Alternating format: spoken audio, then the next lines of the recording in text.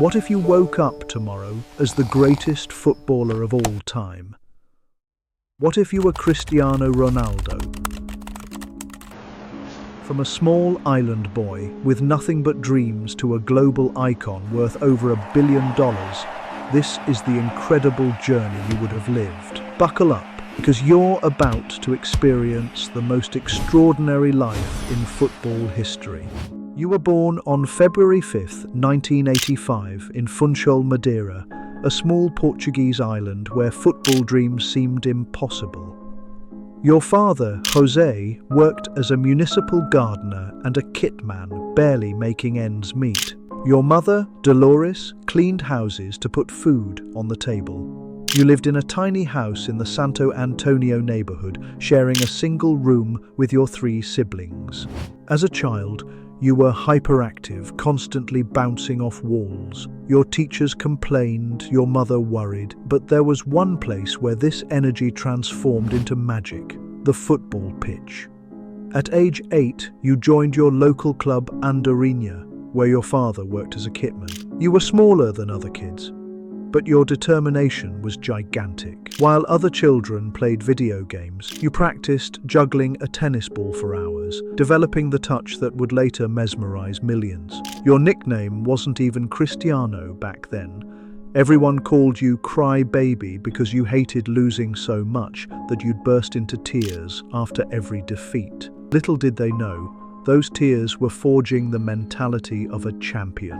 At 12 years old, you faced the biggest decision of your young life. Sporting CP, one of Portugal's biggest clubs, wanted you to join their academy in Lisbon, 600 miles away from everything you knew.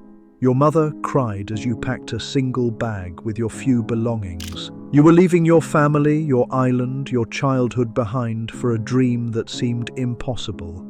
Life in Lisbon was brutal.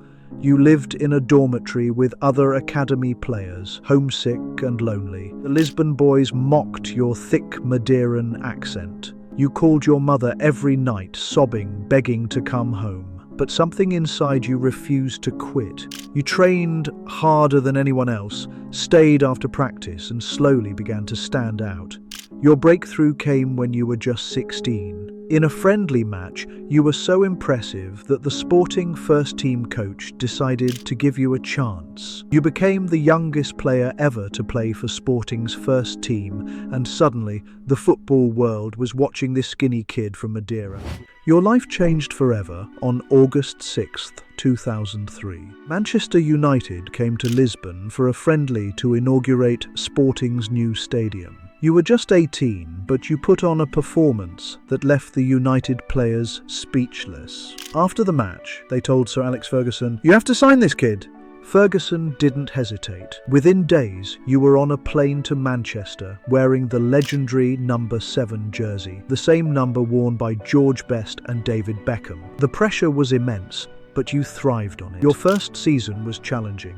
Premier League defenders tried to kick you off the pitch. Fans questioned your flashy style and the media called you arrogant.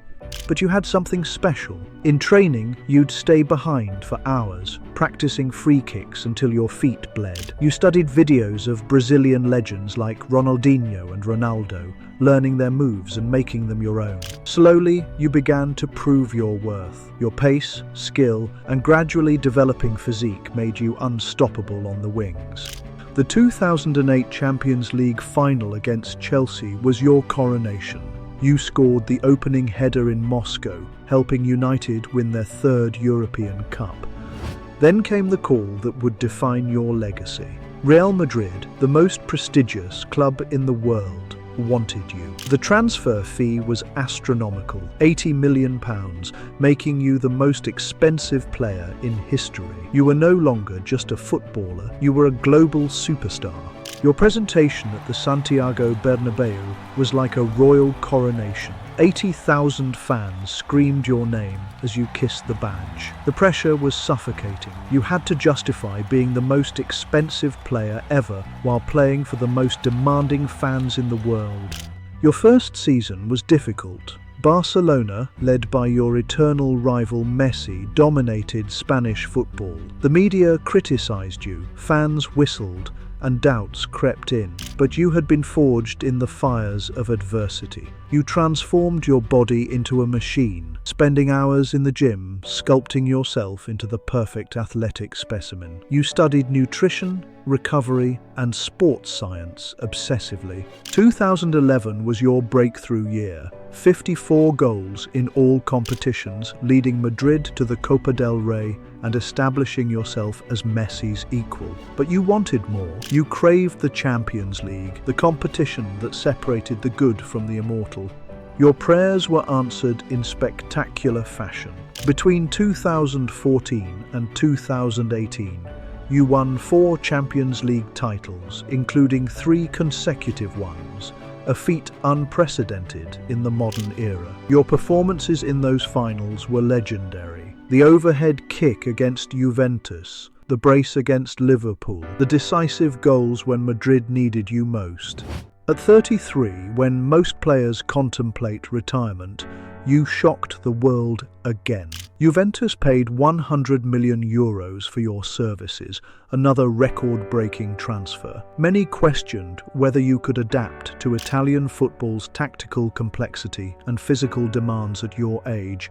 You answered with typical Ronaldo flair. In your first season, you scored 28 goals and won your first Serie A title. But the Champions League remained elusive. Despite your individual brilliance, Juventus couldn't conquer Europe. The frustration was visible, but your standards never dropped.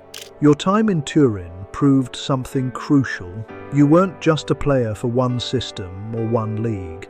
You were a chameleon, adapting your game while maintaining your ruthless efficiency. Your bicycle kick against Juventus while playing for Real Madrid had convinced them to sign you. Ironically, you'd spend 3 years trying to recreate that magic in their jersey. In 2021, you made one of the most emotional decisions of your career, returning to Manchester United. The announcement broke the internet. Fans camped outside Old Trafford for days. Your second debut was pure theatre, 2 goals against Newcastle, proving that class is permanent. But this chapter wasn't just about reliving past glories. You became a mentor, a leader showing younger players what dedication truly means. Your daily routine remained legendary, first to arrive, last to leave, maintaining the body of a 25-year-old at nearly 40. Your international career with Portugal reached its crescendo with victories in the European Championship and Nations League. You became the all-time leading goalscorer in international football, surpassing Aliday's record that many thought was untouchable. Now you're more than an athlete. Being Cristiano Ronaldo isn't just about the 90 minutes on the pitch.